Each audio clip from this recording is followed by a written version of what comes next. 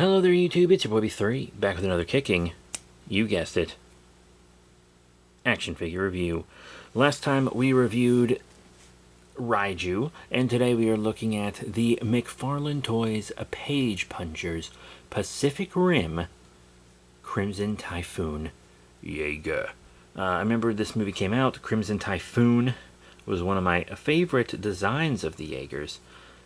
I mean, he's no Cherno Alpha, which is a very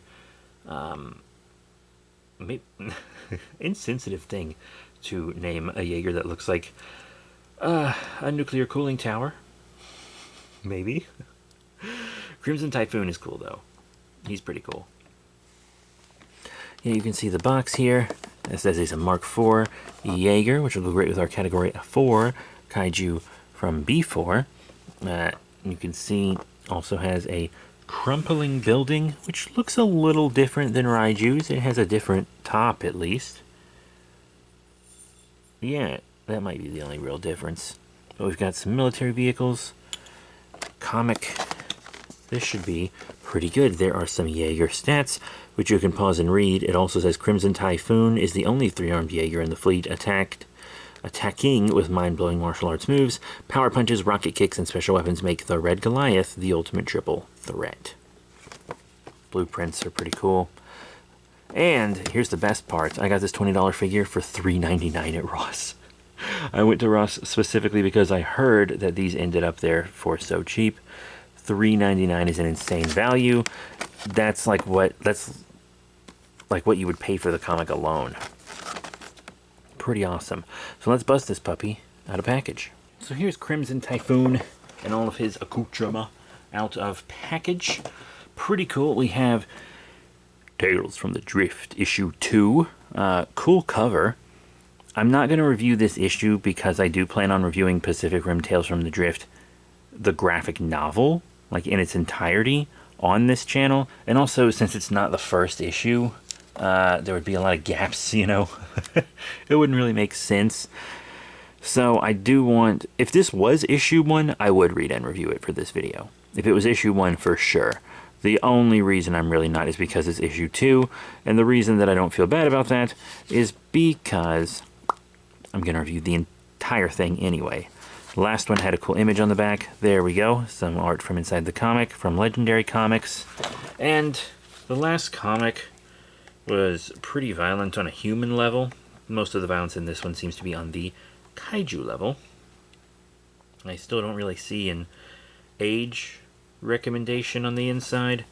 These toys are good for kids. The comic may be for kids that are a bit older. That one seems to mostly just be sci-fi violence. But yeah, we get another one of these cool collapsing buildings. This is a pretty fun collapsing building. I wish these snapped into each other better so I could display it, but they do not. It's got a different top than the last building, but the lower half seems to be almost exactly the same. It is exactly the same. Yeah, the other parts are all the same. It's just the top that's different, which is really all that needs to be different. I like the cool rubble look on the inside. And if this bottom is anything like the other... Oh. This one doesn't fit in perfectly. The other one went in here and stayed in. This one's not doing it. How odd. How odd indeed. Anyhow, that's fun. And then you see, because here's the other one where it stayed in. You can connect these so that it kind of makes like streets.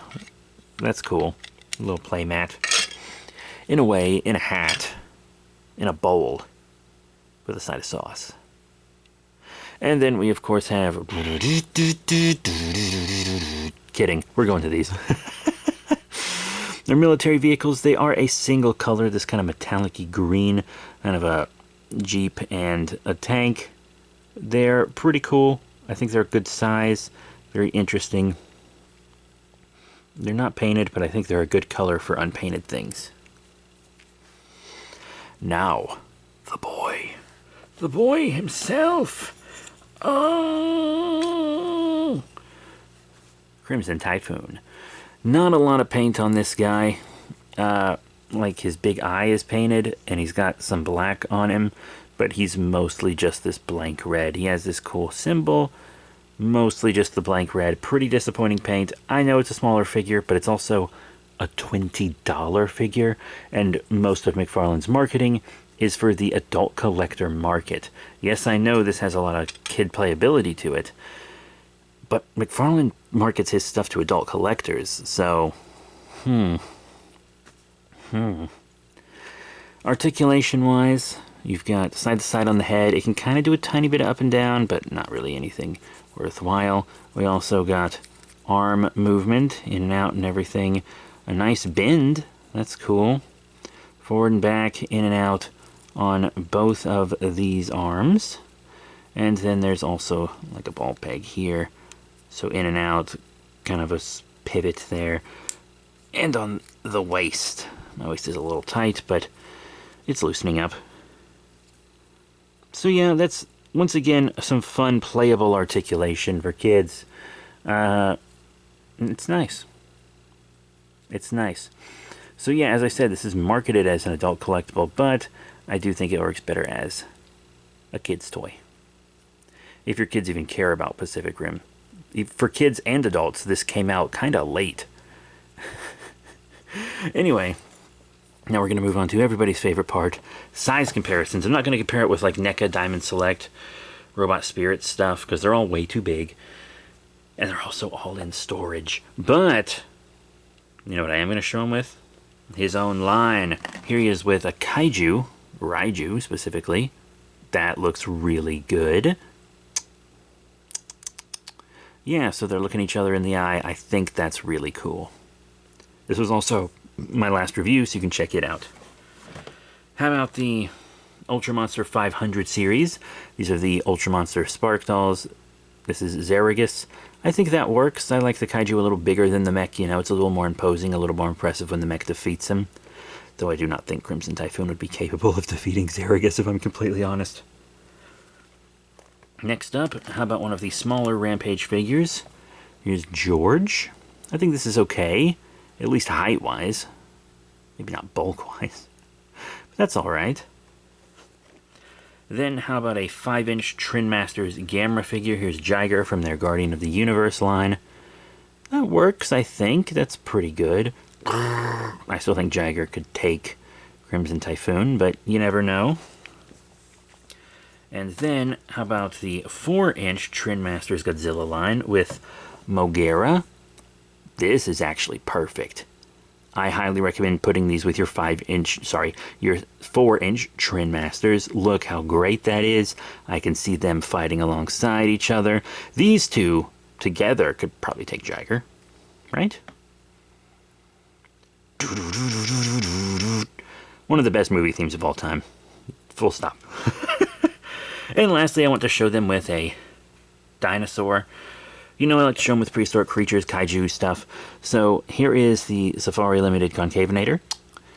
This is a figure that's being retired. That could work as a kaiju, a fun kaiju.